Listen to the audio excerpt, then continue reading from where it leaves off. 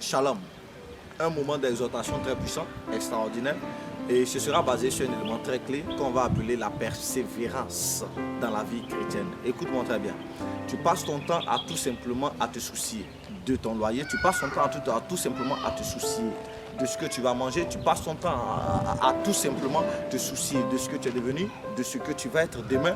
Alors tu tombes malade, tu maigris. Et tu passes ton temps à oublier ce que Dieu a fait pour toi hier. Tu oublies le mois passé lorsqu'il t'a aidé à payer ton loyer. Tu oublies le mois passé lorsqu'il t'a aidé.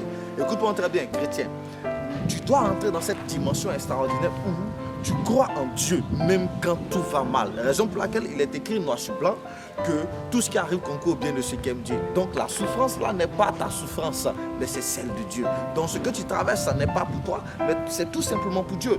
Écoutez, on doit passer à cette dimension où l'enfant de Dieu ne doit pas voir ce qui lui arrive, mais il doit comprendre la solution qui est derrière ce qui lui arrive.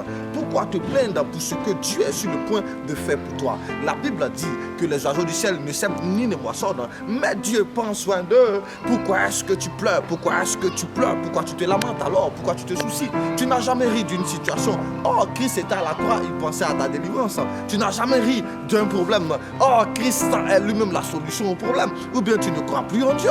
Alors, il faut que tu te lèves et que tu persévères. Cette situation n'est que pour la gloire de Dieu.